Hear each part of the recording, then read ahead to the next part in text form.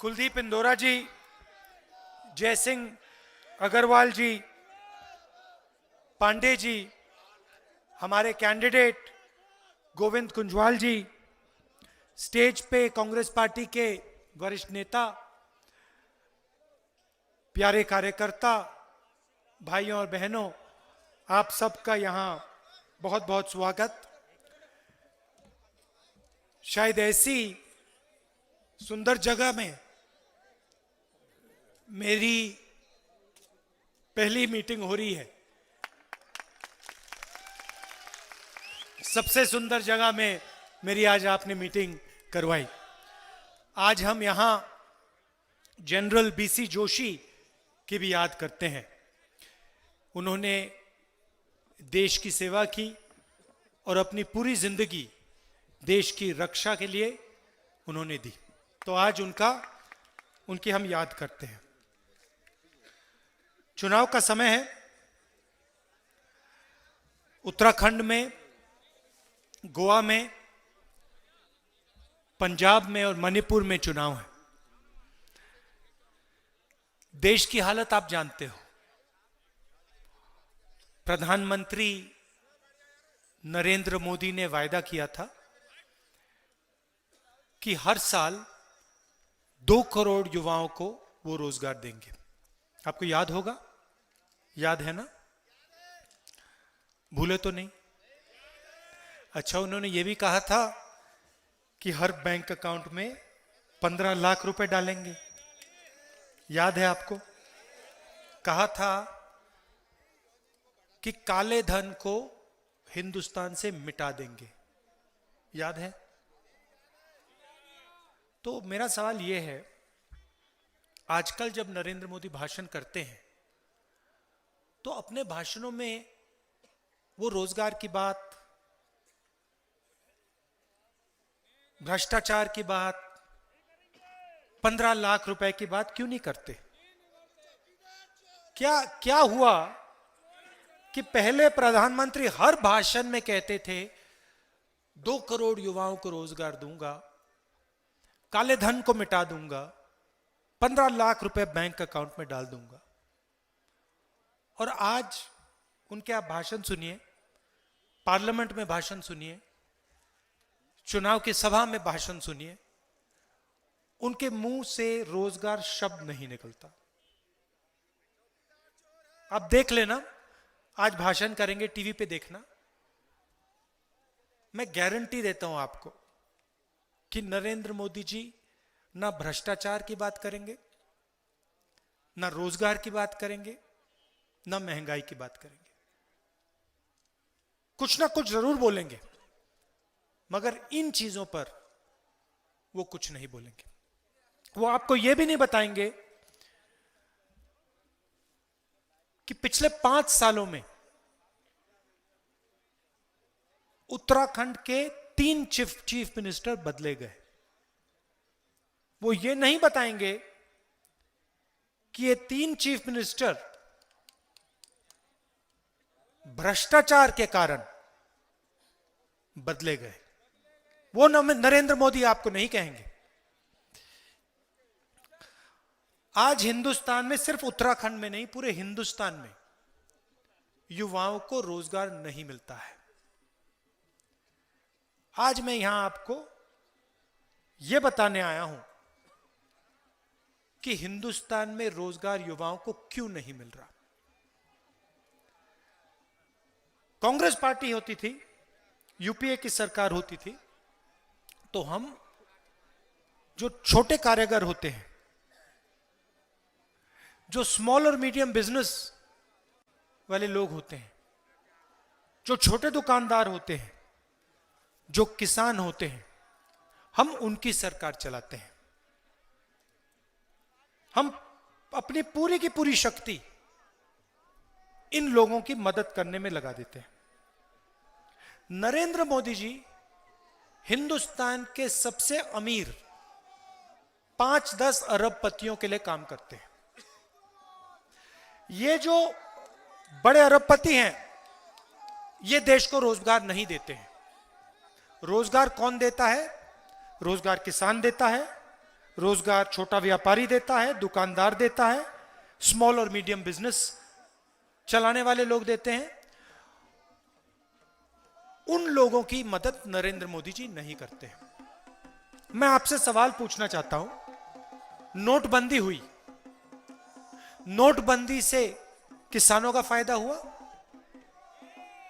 कोई हिंदुस्तान में किसान है जो कह सकता है हां नोटबंदी से मेरा फायदा हुआ? एक नहीं कह पाएगा। कोई छोटा दुकानदार, छोटा व्यापारी, छोटा बिजनेस चलाने वाला व्यक्ति, मिडिल साइज बिजनेस चलाने वाला व्यक्ति कह सकता है कि नोटबंदी से मुझे फायदा हुआ? नहीं कह सकता। आप बैंक के सामने लाइन में खड़े थे, उस लाइन में आपने हिंदुस्तान के अरबपति को खड़ा हुआ देखा? एक भी था? नहीं। नोटबंदी में नरेंद्र मोदी जी ने हिंदुस्तान के किसान, हिंदुस्तान के मजदूर, हिंदुस्तान के छोटे दुकानदार, स्मॉल और मीडियम बिजनेस चलाने वाले लोगों से पैसा निकाला, उनकी जेब में से पैसा निकाला और 2-3 अरबपतियों की जेब में उन्होंने वो पैसा डाला। और भाषणों में उन्होंने आपसे कहा कि देखो काले धन पे मैंने लड़ाई शुरू कर दी है, काले धन को मैंने मिटाने का काम किया है। आज नोटबंदी के बारे में नरेंद्र मोदी बिल्कुल नहीं बोलते। फिर जीएसटी लागू की। मैं आपसे पूछना चाहता हूं, यहां किसान खड़े हैं, छोटे दुकानदार होंगे, मजदूर होंगे, मैं आपसे पूछना चाहता हूं जीएसटी से आपको फायदा हुआ क्या? 5 अलग अलग टैक्स लगाए, हर रोज छोटे व्यापारियों को, किसानों को, स्मॉल और मीडियम बिजनेस चलाने वालों को कुछ ना कुछ तंग करते हैं। कभी जीएसटी लगा देंगे, कभी नोटबंदी कर देंगे। कोरोना के समय आपने देखा होगा, टीवी पे आपने मजदूरों को पैदल चलते हुए देखा? याद है आपको कि मजदूर बेंगलोर से, मुंबई से, दिल्ली से, उत्तर प्रदेश और बिहार की ओर चले जा रहे थे? याद है आपको? नरेंद्र मोदी जी ने मदद की, बस का टिकट दिया, ट्रेन का टिकट दिया ना? हां बिल्कुल। अरे आप देखिए, पता नहीं आपने कल फेसबुक पे देखा या नहीं, एक छोटे बिजनेस चलाने वाले व्यक्ति ने फेसबुक पे आत्महत्या की, जहर खा लिया। और जहर खाने के बाद उस व्यक्ति ने नरेंद्र मोदी जी का नाम लिया और कहा कि हिंदुस्तान के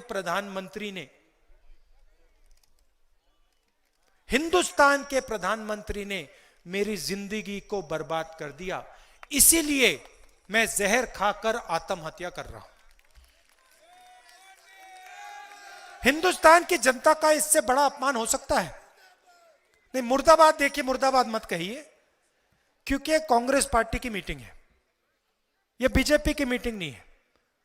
हम मुर्दाबाद जैसी बात नहीं कहते हैं, यह हमारा तरीका नहीं। वो जरूर बीजेपी के लोग जरूर मुर्दाबाद कहते हैं, हम मुर्दाबाद नहीं कहते हैं। हम लड़ते हैं, जरूर पूरा दम लगा के हम लड़ते हैं, मगर हिंसा और गलत शब्दों का प्रयोग हम नहीं करते। तो आज रोजगार नहीं मिल सकता। आपके यहां एमएलए हैं, वो आपने जो मुझे तांबे का मटका दिया, वो कहां है? लाइए।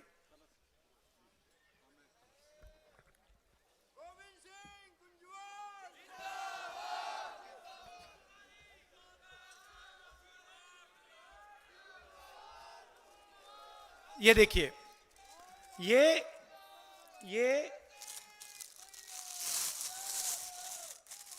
इसको खोलिए।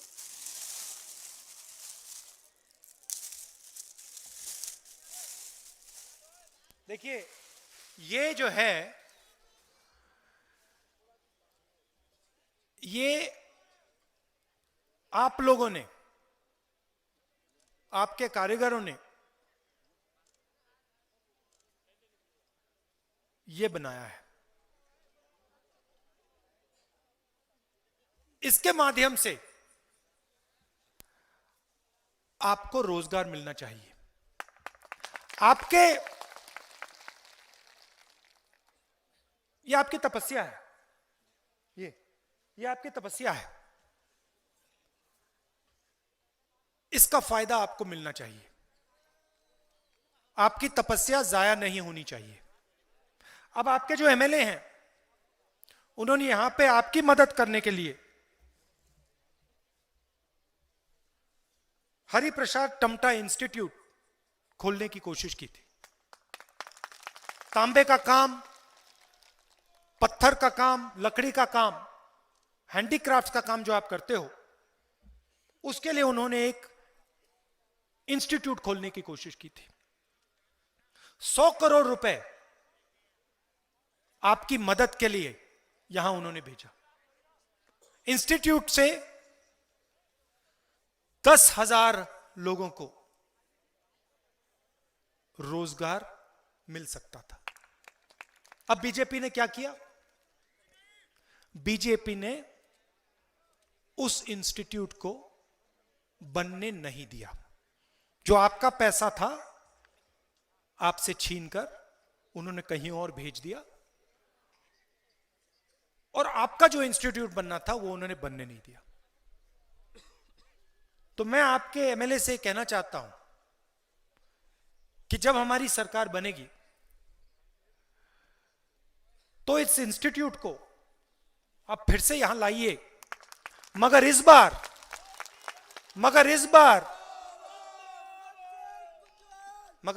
10,000 युवाओं को रोजगार की बात मत कीजिए। इस बार 15 या 20,000 युवाओं को रोजगार उस इंस्टीट्यूट से मिलना चाहिए। कुंजवाल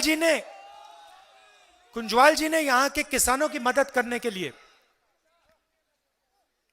अमूल जैसी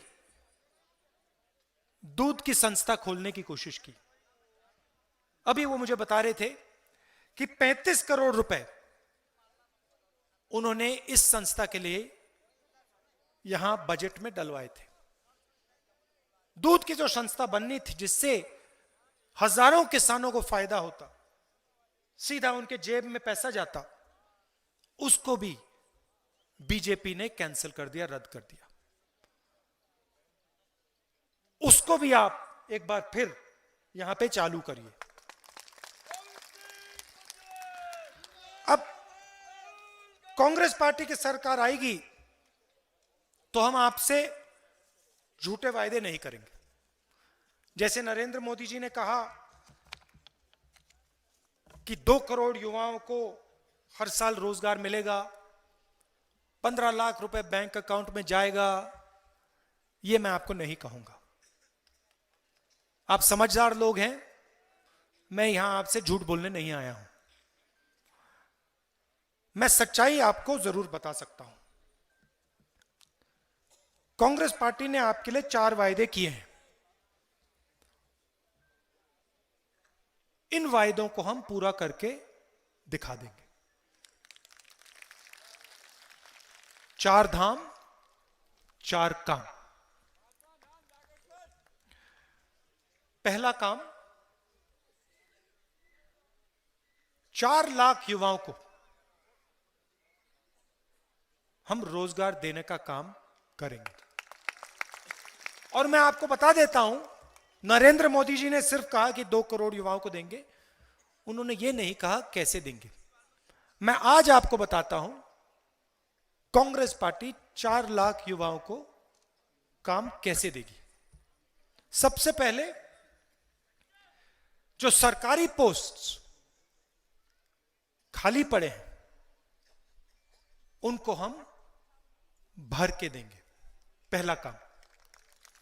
दूसरा काम, मैंने आपको कहा कि यहां पे हम आपको एक इंस्टीट्यूट देंगे जिससे आपकी हैंडीक्राफ्ट्स की जो इंडस्ट्री है उसको फायदा होगा, और 10,000 युवाओं को यहां लोकल एरिया में रोजगार मिलेगा।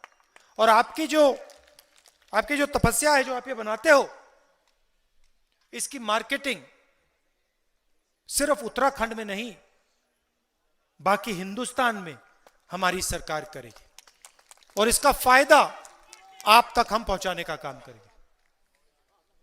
तीसरी बात, जो उत्तराखंड में छोटे व्यापारी हैं, स्मॉल और मीडियम बिजनेस चलाने वाले लोग हैं, उनकी हम मदद करेंगे। हमारा पूरा का पूरा फोकस उनकी मदद करने में जाएगा।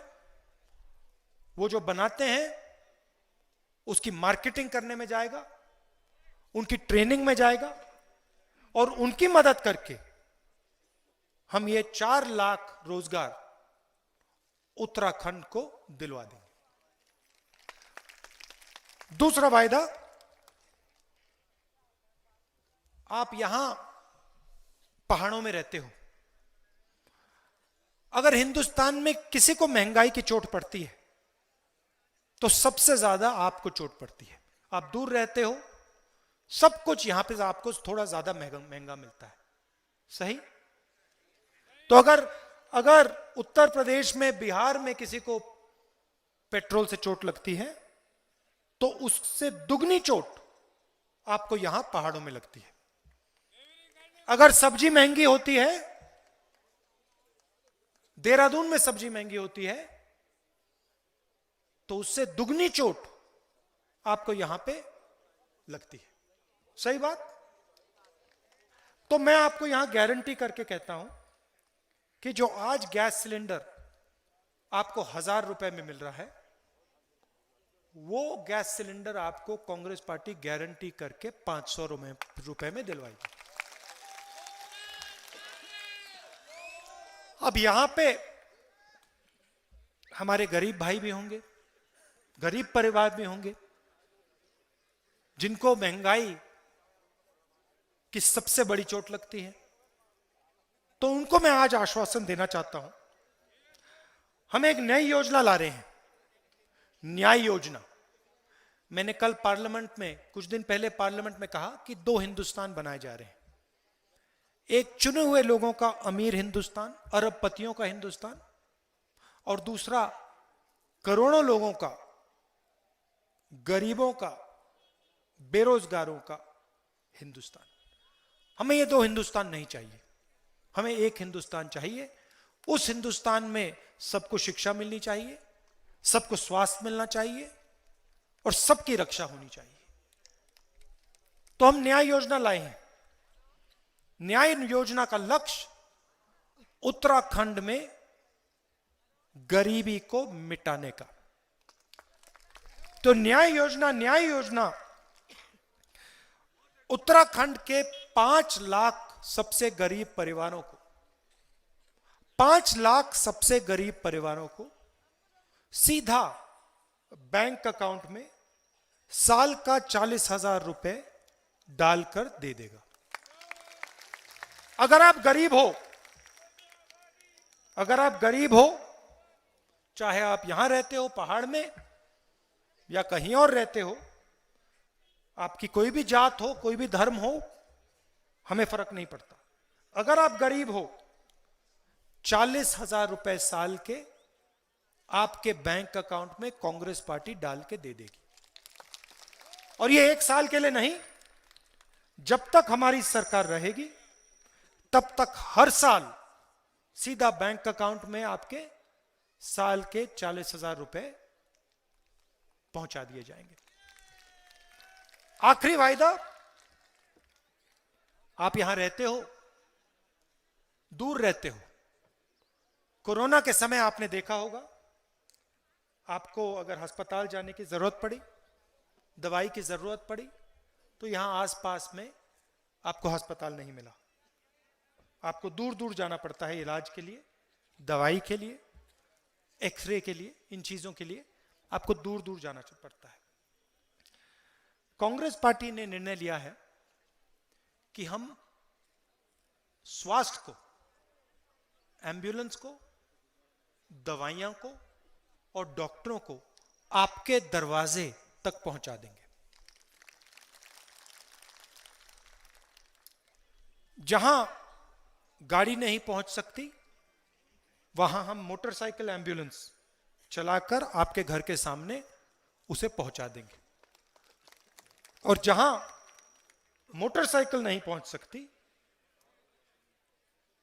और वहां जहां दवाइयों की जरूरत पड़ेगी, वहां हम ड्रोन के माध्यम से आपके दरवाजे के पास दवाई को गिरा देंगे। ये मैंने आपको 4 उदाहरण दिए हैं, मगर हमारे मैनिफेस्टो में बहुत सारी और चीजें हैं। मैंने रोजगार, सरकारी रोजगार की बात की, मुफ्त में 200 यूनिट बिजली देने की बात, और किसानों और मजदूरों की मदद करने की योजना हमारी मैनिफेस्टो में है। अंत में आपसे कहना चाहता हूं कि हम किसी एक व्यक्ति की सरकार नहीं चलाना चाहते। हमें राजा नहीं चाहिए। हमें उत्तराखंड की जनता की, किसानों की, मजदूरों की, माताओं और बहनों की सरकार चाहिए। हम ऐसी सरकार चाहते हैं जो आपकी बात सुने, जिसके दरवाजे आपके लिए खुले हों। ऐसी सरकार हम चाहते हैं और ऐसी सरकार हम आपको देने जा रहे हैं। आपके यहां नेता हैं, उन्होंने स्वयं कहा कि मैं अगला चुनाव नहीं लड़ूंगा। उन्होंने कहा कि अगर मैं बीमार होऊंगा तो मैं कुर्सी पर बैठकर कांग्रेस की मदद करूंगा। मगर मैं आपसे कहना चाहता हूं, आप बीमार नहीं होगे, आप बिल्कुल ठीक होगे, और यह आने वाला जो चुनाव है, इसको आप भारी बहुमत से स्वीप करके जीतने वाले हो। और क्यों जीतोगे? क्यों जीतोगे? कुंजवाल जी क्यों जीतेंगे? क्योंकि वो आपके बीच में रहते हैं, आपकी आवाज को सुनते हैं, एक साथ मिलकर आपके साथ काम करते हैं। इसलिए मैं जानता हूं कि आप इनको भारी बहुमत से जिताओगे और उत्तराखंड में आप कांग्रेस पार्टी की सरकार बनाओगे। आप सबका बहुत बहुत धन्यवाद, बहुत बहुत धन्यवाद।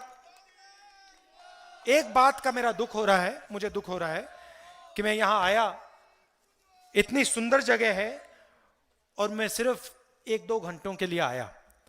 अगली बार कुंजवाल जी मैं आऊंगा तो 1 महीना तो नहीं, मगर कम से कम 1-2 दिन तो यहां रहना चाहिए, रहना पड़ेगा। आपका बहुत बहुत धन्यवाद। नमस्कार, जय हिंद।